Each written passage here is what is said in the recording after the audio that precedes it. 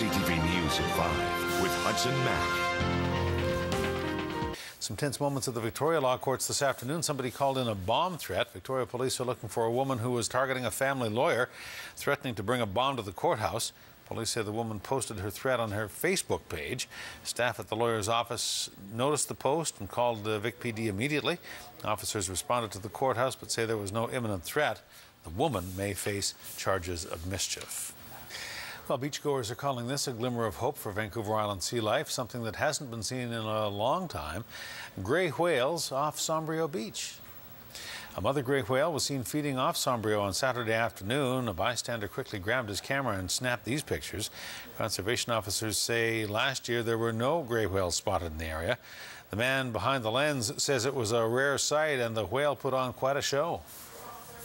And this guy she was having a great time, and after about an hour and a half of coming up, when it came to the surface, it looked like a bus. It was so big. And another time, everybody on the beach was cheering and yelling and clapping, and I'm assuming that it could hear it. I don't know if it can or not, but it came up and did a big flip with its belly, and you could see a third of its belly and the tail just straight up in the air. It was truly awesome. Younger also found these 3 fishing floats that he thinks came from Japan. He says he discovered them a few kilometers down Sombrio Beach and also discovered some lumber with Japanese markings. Younger says he has never seen this much floating debris wash up in more than 16 years on the beach. And before we take a break, we want to introduce you to a little puppy who needs your help tonight in order to survive another week. Taz is a 15-week-old border collie, a poodle cross born with a liver shunt. That's a hereditary condition in which the body's circulatory system bypasses the liver. The SPCA says Taz doesn't have long to live without surgery. He was supposed to be put down last week, but will undergo an emergency operation tomorrow in the hope of saving his life.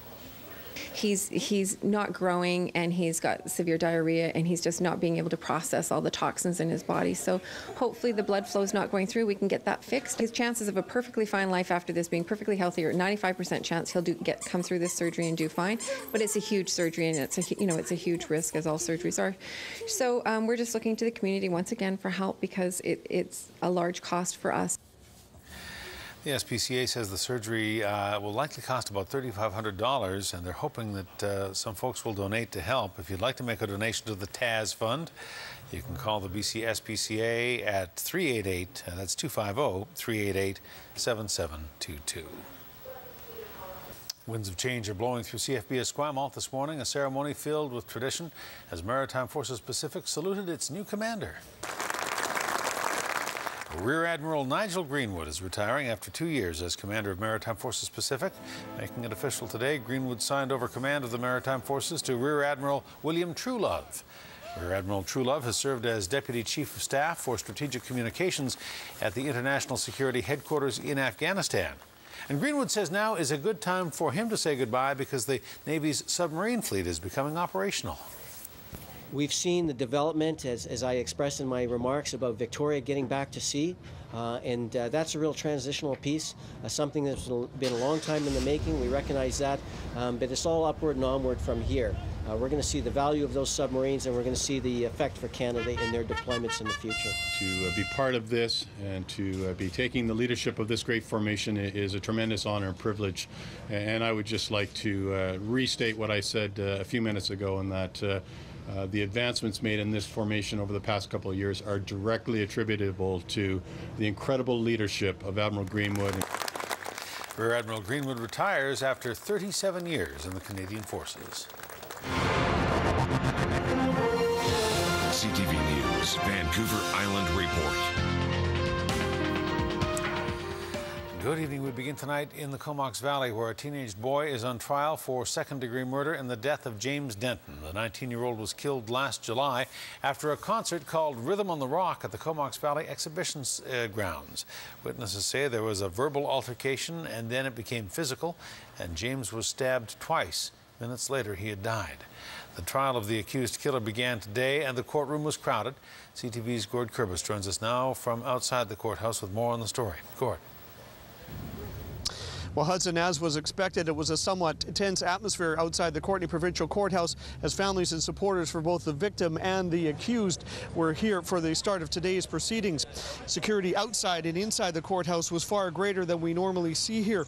Sheriffs kept both sides of the supporters apart, even bringing them inside the courthouse at separate times. The family for the accused was brought into the courthouse first, and that left the Dentons outside to talk with the media. There's power in numbers. If we're standing here by ourselves, I'd probably just dig a hole here and crawl in. But we have to let it go through the system. Hopefully they don't fail us like they failed so many others. Several dozen supporters of the Denton family were here, and they're vowing that they will come back each day through these proceedings. It's something that's expected to last for at least the next 2.5 weeks. It means a lot. I mean, they need the support. They're going through a lot. And, I mean, it's unbelievable what they have to put up with and go through right now. It's not fair. The accused was 16 years of age last July at the time of the stabbing, and because he's a young offender, he can't be identified. He was brought into the prisoner's box wearing a white dress shirt and black pants, and he was shackled. He spoke only once today, and that was to answer the judge's question of how he pleaded to the charge of second-degree murder. His answer was not guilty. The prosecutor in the case, Gordon Baines, has indicated he expects to call 4 RCMP and 19 civilian witnesses, and he got through just 3 of those witnesses today. The case is expected to resume again at 10 a.m. tomorrow morning. Hudson. All right, Gord Kurbis reporting tonight from outside the courthouse in Courtenay. Gord, thank you. RCMP and Nanaimo need your help tonight. They're hoping you can assist as they try to find the man who attacked an international student, breaking his jaw in 2 places. The 17-year-old was walking on a trail between Shenton Road and Labio Road when a man approached him and struck up a conversation. As they were talking, the man suddenly attacked the teen, demanded the boy's iPod and his wallet. He fought back and got away, running to his host family's home to get help. He has required extensive surgery and had to have his jaw wired shut. His worried parents flew in from Japan to be at his hospital bedside. It took some time because there's a language barrier. We had to involve 2 different translators, and once we had enough information to go forward, we brought in our forensic artists and we put together this composite sketch. So we've identified a suspect. We're working closely with the school district as we have since day one, and we think we identified a couple of possible people, but we need the public's assistance on this. This is a random, unprovoked attack. It had nothing to do with the fact he was an international student. He just happened to be in the wrong place at the wrong time. The attack happened in mid-April, but police say the investigation has moved slowly because of the language barrier. They're looking for a Caucasian man in his late teens or early 20s with blonde hair and a goatee. If you think you might know who that is, you're asked to contact the Nanaimo RCMP or Crime Stoppers. An RCMP cruiser collided with a small car on the Island Highway in Duncan last night, and that closed the highway for several hours. The police car was southbound, responding to an emergency call, but it's not clear whether the lights and sirens were activated at the time. It was passing through the intersection of Miller Road and the highway when a Hyundai turned left straight into the car's path. A police vehicle was traveling southbound on Highway 1. Attending a call when a southbound vehicle turned left in front of the police vehicle, who was unable to avoid, and struck the civilian vehicle.